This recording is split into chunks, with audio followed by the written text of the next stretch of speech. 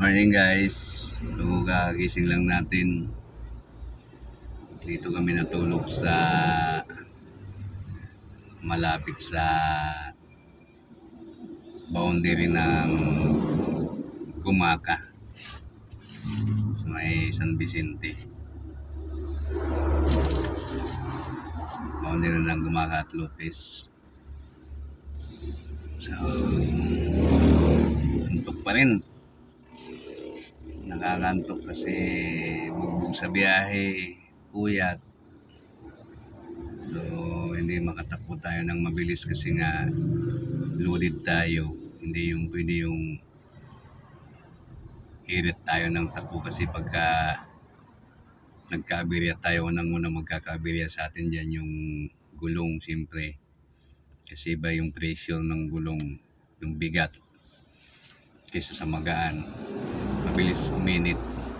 So alam naman natin yan sa mga kapwa ko tracking dyan, legendary trackers dyan. Hindi pwede yung diretsong takbo lalo sa panahon ngayon mainit. Sobrang init ng panahon. Summer. Kaya yung gulong delikado. Yun ang una dyan, iingatan natin yung gulong.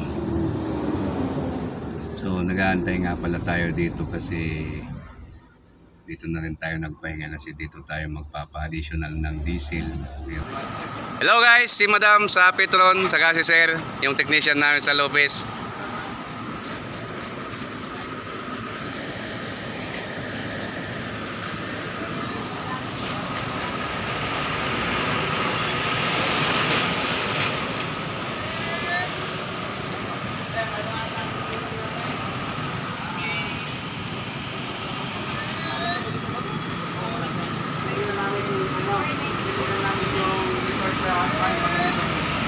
Ano kulay ng magbuhangin o bato?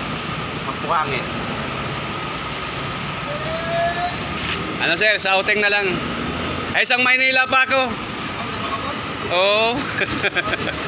Baka bago magmahal na araw, magpapagas naman ako sa'yo.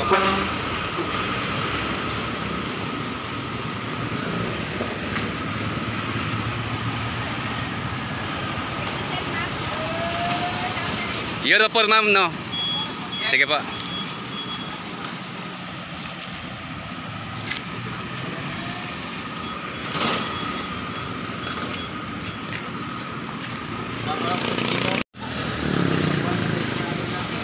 Sir, tingnan nyo to sa outing ha. Panoorin nyo na naman pag nalasing yan. Yan naman na.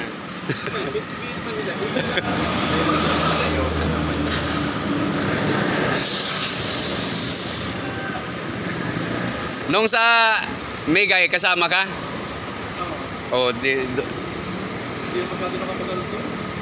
Malayo. Oo. Hindi masyado nakapagdating natin. Yun sa Punta Almara. Oo. Doon nga yung... Ilan ba? May naalala ko na maghapon. 4-5? Hanggang umaga. 4-9? Hanggang umaga nagiinom. Oo. Pauwi na hila-hila na sa buhangin na. Ah, May atay. yung yung pa? Yung delivery assistant yun. Si si Murato. Wala na yun. Tapos sa malayo, higpit na.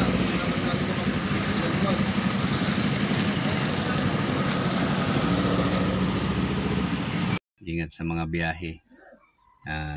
Bip, bip, bip, bip. Ingat mga partner.